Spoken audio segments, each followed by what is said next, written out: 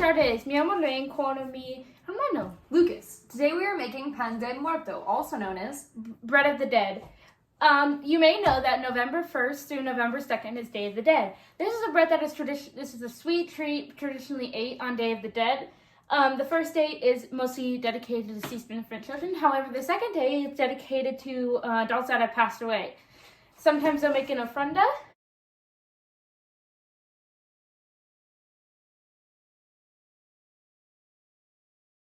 Just like how we have back here, we have some abuelo de madre, padre de pedestro, abuela de madre, and abuela de madre. Yeah.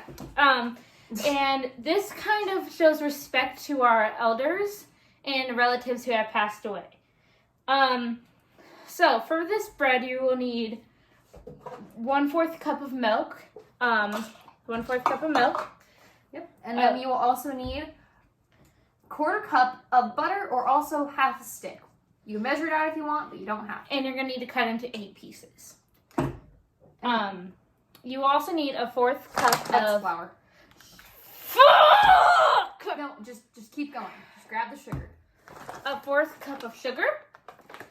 And half a tablespoon of salt. You'll need 1 package of active dry yeast. You can usually find that at just the store. And you'll need a 1/4 cup of very warm water. You want this to be as hot as possible, but not boiling hot. This will actually help the active dry yeast become fully active and will help develop the yeast inside the bread. Next, you will need 2 eggs. They can be large or small, it doesn't really matter. Size doesn't matter. And you also need 3 cups of all-purpose flour. You do not need to cook this beforehand, but if you want to, feel free to, but we will be cooking it overall, so it doesn't really matter. Don't stiff it.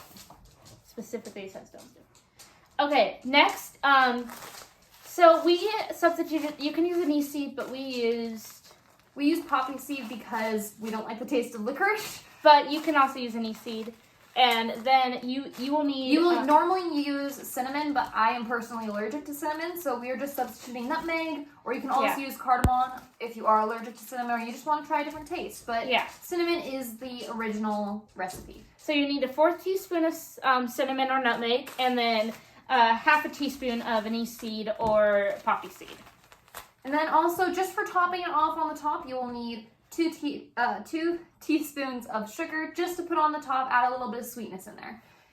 So, well, since this is a Day of the Dead kind of tradition, there is some traditions that are actually really important for this day, which includes making a drink. So our grandparents personally like hot chocolate, so you will see us drinking that to kind of pay our respects to them. We'll drink it during it. And so so first what we're gonna do is half it. Kind of recommended, but it's gonna be melted anyways. So I'm just gonna cut it into 12, just because I like to cut it down into smaller slices, because it helps melt it a little bit easier, and you can get more of an even butter flow. So while we're waiting for the milk to boil, we also want to get our 1/4 cup of sugar and salt. So we'll take our 1/4 cup. Now you can use 1 cup, or just, they usually have a 1/4 and a half into them. So, well, we don't have the other one. This one is right here. Teaspoon of salt. Yeah. Okay, so over here we have our milk. Starting to get to a little boil. It's starting to... Wait, let it focus. Okay, go. So then you want to just pour it in. And then you just want to stir it.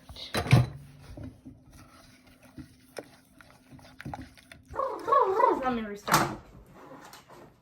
So you're going to need 1/4 cup of hot water. And why we need hot water is for this.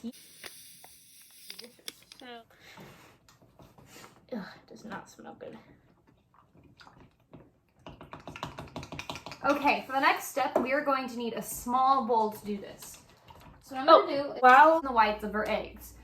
We do not want to break the yolk at all, so the best way to do this is just to put the whole egg in the bowl and take your hand and scoop out the yolk and put it on a plate. Or if you do not like the feeling of yolk, just use a spoon. So what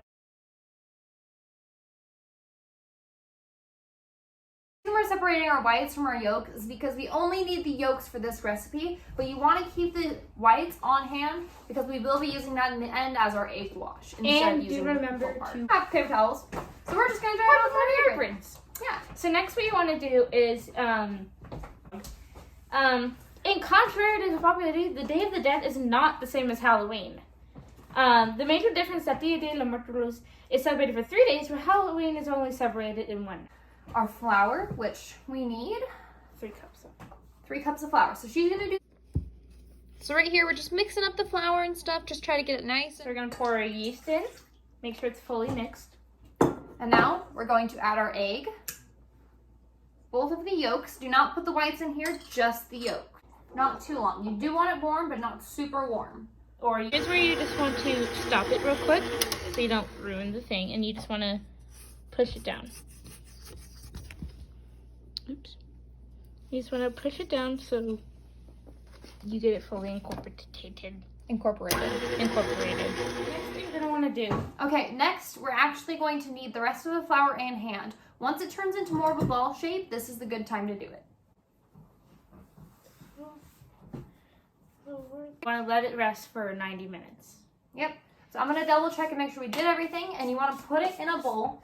We're just going to use the bowl that we had our flour in, and you want to grease it with oil. If you do not grease it with oil, it will not work because it will stick to the edges a lot easier and cause you way more problems in the future. So because we're using the same bowl, I'm just trying to tap out as much of the flour as possible. Won't make a big deal, but it's just a precedent of mine.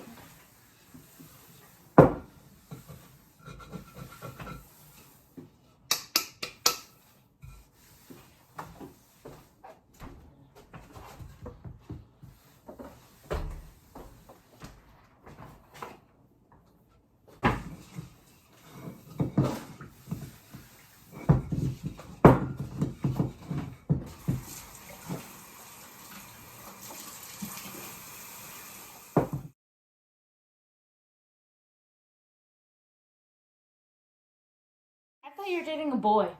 Okay. Okay. So, turns out we got the thing wrong. You're only supposed to do it for 30 minutes. Not 90. You can do We're gonna divide that little piece into thirds, and we're gonna make it into bone shapes. in Or bone. braids, whichever one you're feeling like. $13 bill. Valid. I did not need to know